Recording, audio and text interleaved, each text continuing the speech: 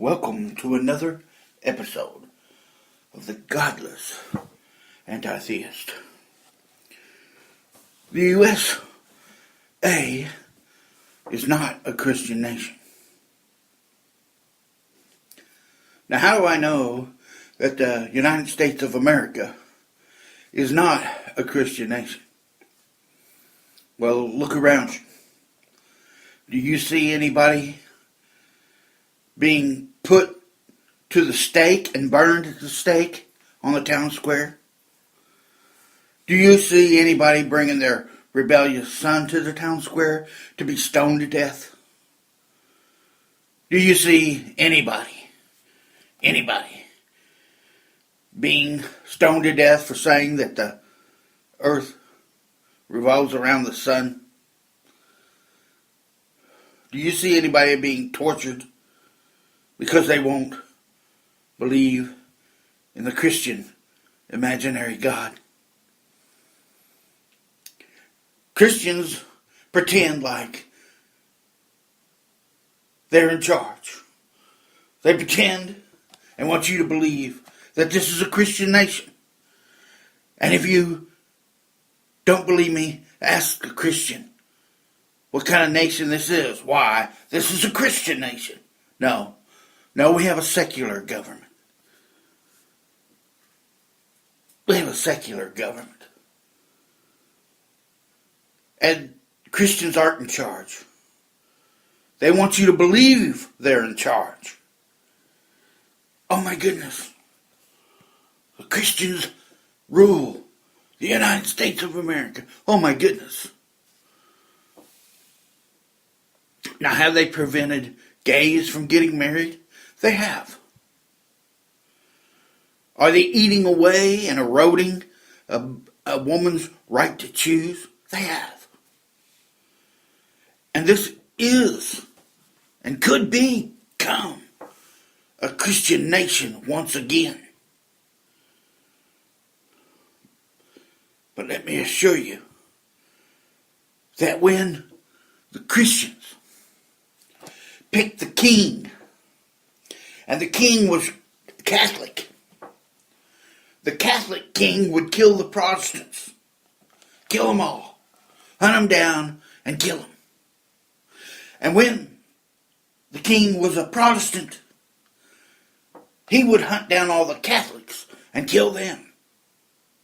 So if you think you're Christian and you're rooting for this to become a true Christian nation where Christians are back in charge, you'll curse the day that your wish comes true.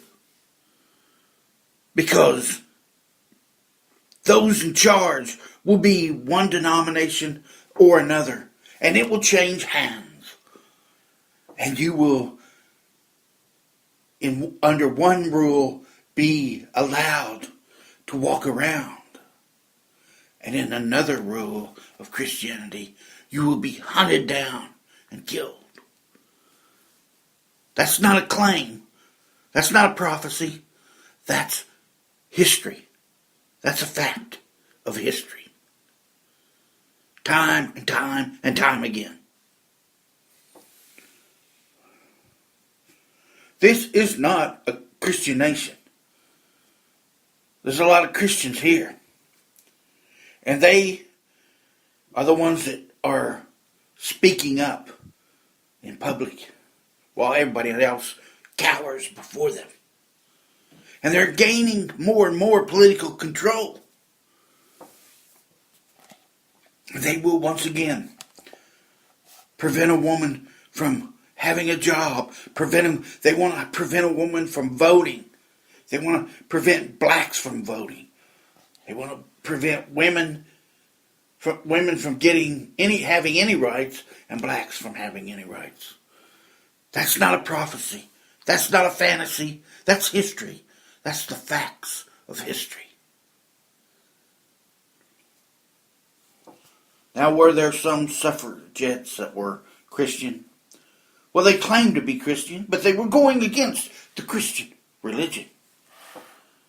They may remain Christian, but they were going against their own religion.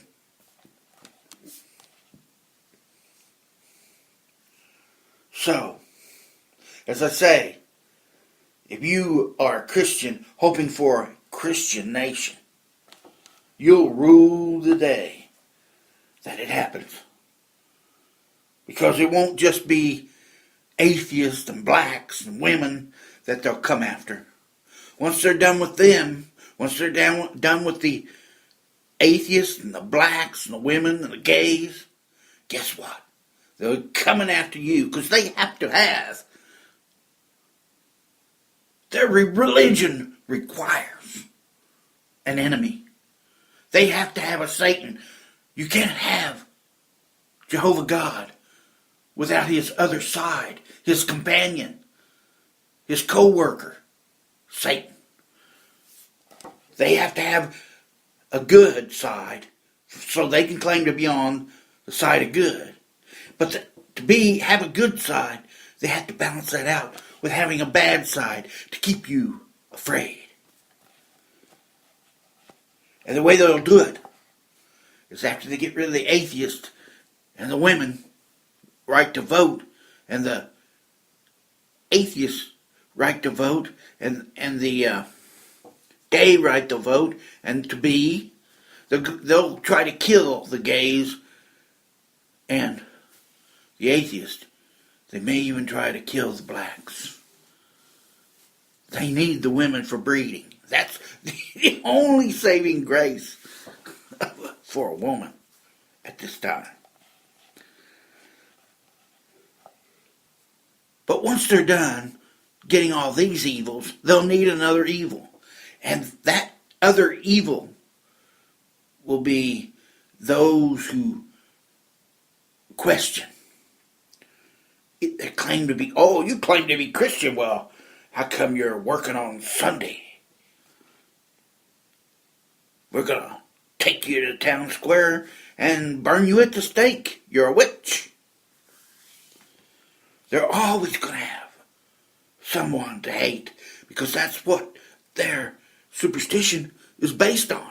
Hating people, other people, people that aren't like them, 100% like them. They rail against the gay while they molest boys themselves. They rail against sex outside of marriage while they screw around on their spouse. They rail against sex with young children while they have sex with young children. They rail against being a drunk while they themselves are alcoholics. Hypocrisy and enemy. That's the Christian superstition. So you, a Christian, you think you're going along to get along, and you're going to be able to avoid their wrath.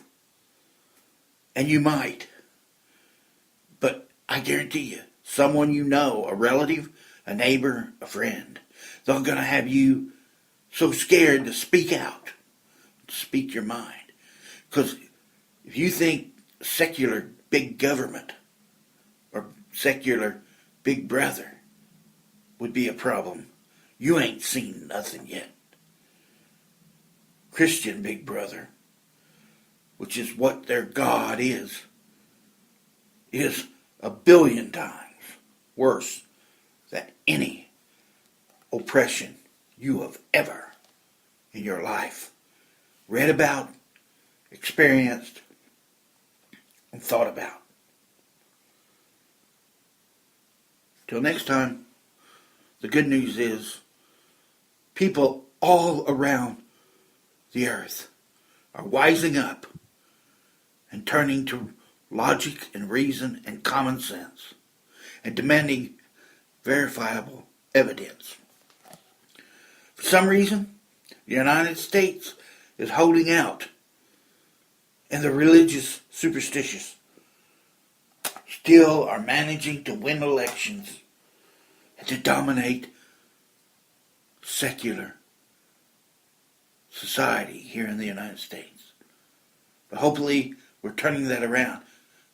I'm hoping and I'm thinking that this current push of superstitious religion and politics is their last attempt.